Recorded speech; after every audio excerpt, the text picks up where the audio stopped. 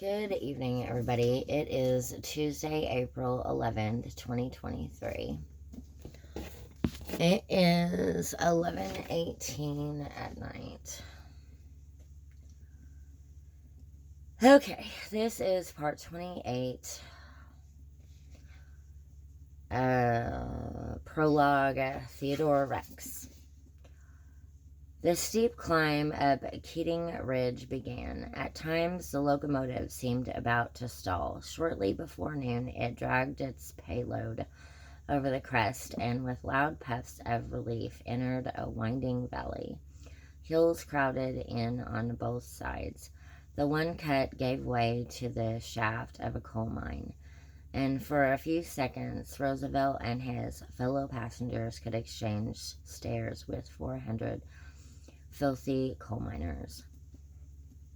Boys, youths, and old men, were they really old or just toothless, stood bareheaded, leaning on picks and shovels, their small smudged eyes, only the creases showing white. Squat bodies and tape-wrapped shins proclaimed them to be Slavs. It was impossible to tell them from their swarthy expressions whether the sight of a presidential cortege moved them or not. Implicit in the stare of those eyes, the power of those knobby hands, was laborers' historic threat of violence against capital. Roosevelt knew that nowhere in America was the threat more real than in the Pennsylvania coal fields.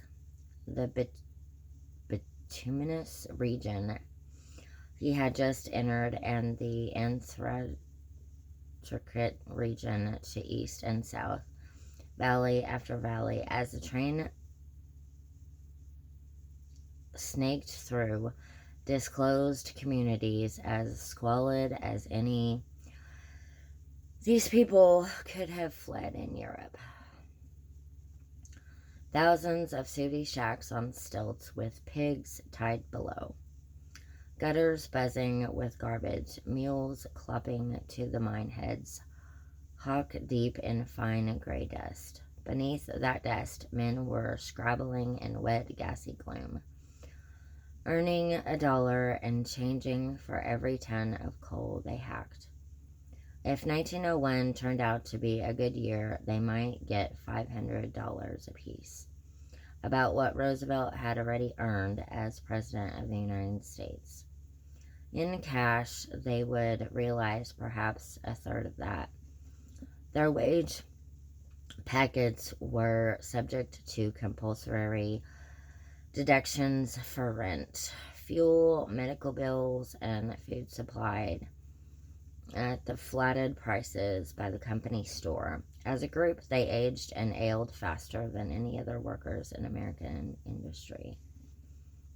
These boys began their careers at 8 or 9, picking splinters of slate out of the coal breakers until their hands were scarred for life. These men worked coal 10 hours a day, 6 days a week. They ate coal dust in their bread and drank it in their milk. They breathed it and coughed it.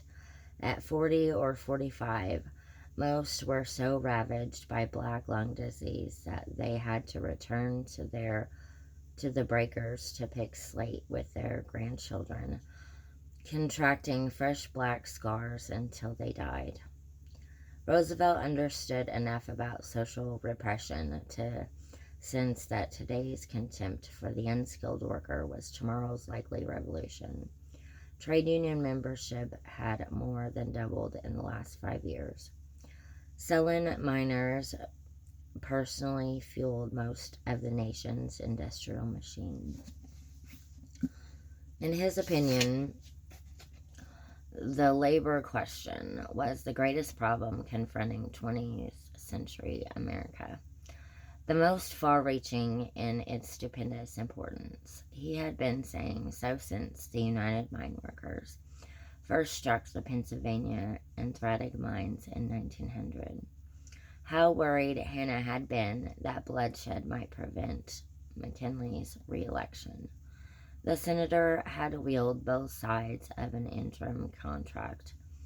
Today's New York Sun noted that the modus vivendi was to expire in 6 months. Passion was building in the pits of the UMW, was not soon recognized as a bargaining agent by the mine operators. The next coal strike could be violent enough to obliterate memories of the Haymarket riot. Roosevelt had been violently inclined himself in Haymarket days. He had fantasized leading a band of riflemen against the rioters and shooting them into submission. But middle age and the democratizing effect of war had moderated his attitude toward organized labor.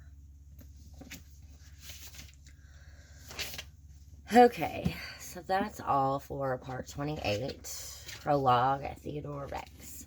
Thank you for watching.